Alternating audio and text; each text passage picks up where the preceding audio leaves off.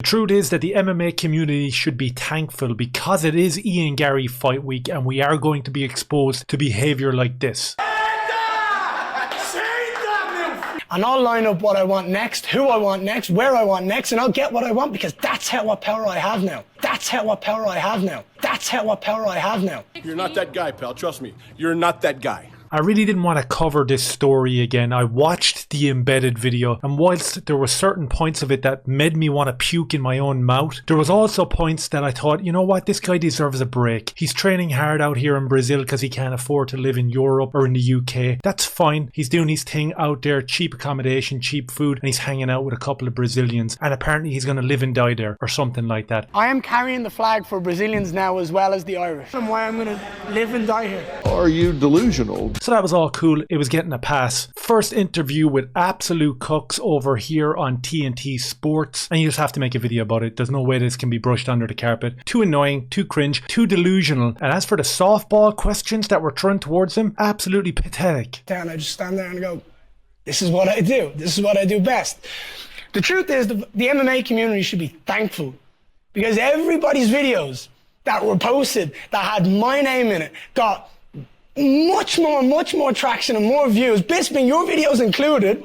But the truth is, I'm still going to show up and do my job this time. I'm going to get my hand raised. I'm going out to 14-0. And if anyone has a problem or anyone has anything to say, I couldn't care less. This will be a recurring theme in this video where he goes on to say that he couldn't care less what people think. He couldn't care less what the trolls and what Sean Strickland's fans are saying online. But the truth is that this is just copium. The truth is that he's been burning up inside and still is. And the truth is he wouldn't have gone after small YouTubers like myself and repeatedly hit me with defamation claims if it didn't actually hurt. If he didn't actually care. So this is just copium. It's disgusting and it's actually infuriating.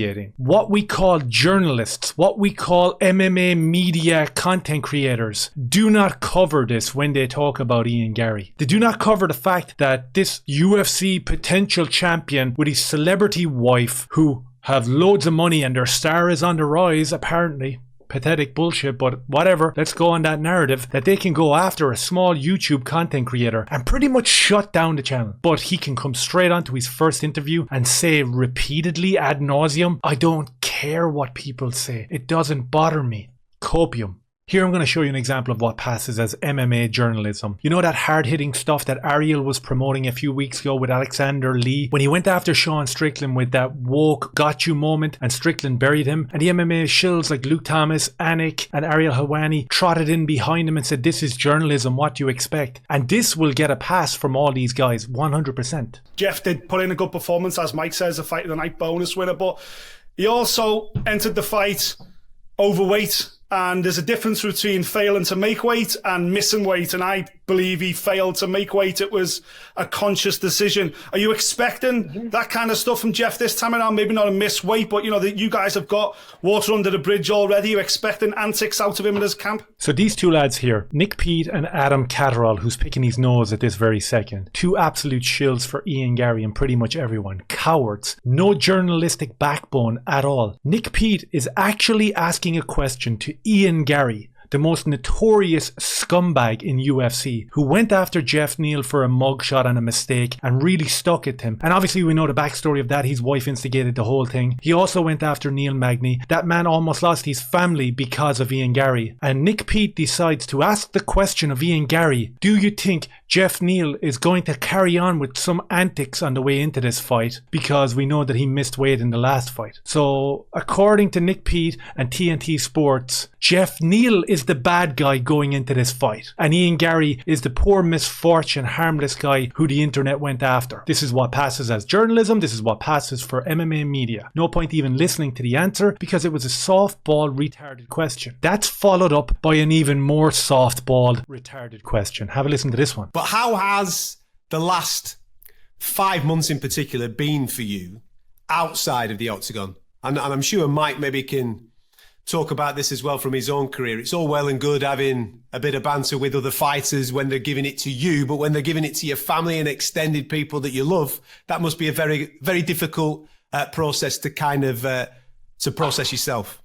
What the fuck is this? We know what the answer is going to be. We worked to get over it. It was a small minority of trolls. We got past it. We don't actually care about it because our star is on the rise. That's what the answer is going to be here from me and Garry. But the question, the softball question, how can you sleep at night knowing that you've overtly gone out and lied? You've gaslit a community. Whoever's watching this bullshit show, you're actually trying to gaslight them. Everybody knows what Ian Garry's wife does in terms of inserting herself into his career. Look at his first embedded video this week. His missus is sitting in the middle of a jiu-jitsu room surrounded by like 60 men, and she's there all dolled up playing with the child and playing for the camera and talking.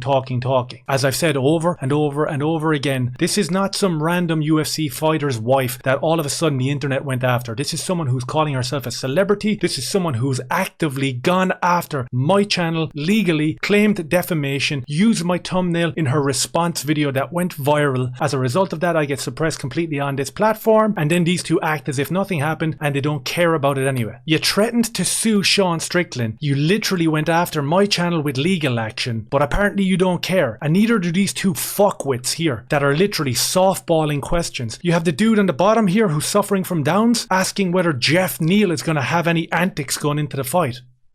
What the hell is that? And you have Adam Catterall attempting to be a journalist, which is sad and pathetic, using the same narrative that's been trotted out for the last 5 months. How does it feel to have the community and other fighters go after your wife? Was there any point in the run-up to this interview where Adam Catterall said to himself, in terms of integrity and dignity as a man, or maybe a family man, maybe I should ask the questions that everyone else wants to hear the answers to? Or am I going to go in and read the question off a piece of paper and do what I'm told to keep my job? What an absolute coward. Why didn't you just ask the question that everybody wants to hear the answer to? Hey Ian, do you think that your wife has inserted herself a little bit too much into your career, because every interview she's kind of sitting off screen talking? Every embedded video that you show up in, she's there. All your social media is literally her telling you what to do, her instigating all these pranks on other fighters, or the fact that she actually operates your social media. And a lot of your responses here in this, in terms of my stock is rising, fans are coming up to me, my merch is selling. She actually said this online last week when she was going after John Anik because he wouldn't support her in her quest to bring down Sean Strickland's fans. Would that not have been a better question? You absolute nutter cuck. Let's jump over here and listen to Mike do a little bit of shilling as well for the online trolls, particularly Sean Strickland fans. And then the next week, if you turn it around, you know, they're all back on board. So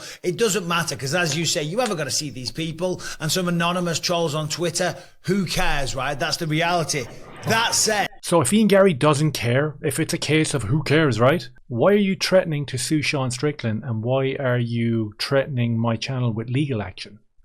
Just a little question. But you don't care, right? Because it's all about positive spirit. The truth is, though, I'm getting more love than ever. So all you're seeing is a small minority of people online that are being bitter and aggressive and hurtful, mainly the Sean Strickland followers. Do you know what I mean? That's mainly where it came from. I'm being recognized more. My merch sales have gone up. My followers have gone up. My ambassador deals have gone up. I'm raising the value of everything around me. And the truth is, the love I'm getting from people, I haven't had a single bit of hate in public.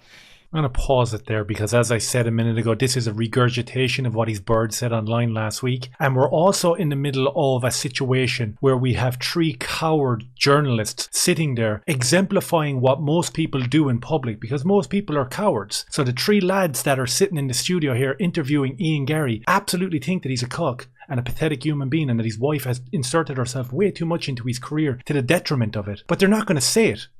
They're not going to say it. The same way the normie walking down the street who walks past him and recognizes him thinks to themselves, oh yeah, that's the dude whose bird runs the show over in the UFC. They're not going to go back and take seconds out of their day to call him out in it. That's not reality. Reality is there's echo chambers and you're in the middle of one, and so are the trolls. So why pay so much attention to them? Why pursue legal action against these type of people if you don't care? I suppose to top it off, we might as well have another nice little bit of cringe and delusion to wet the palate.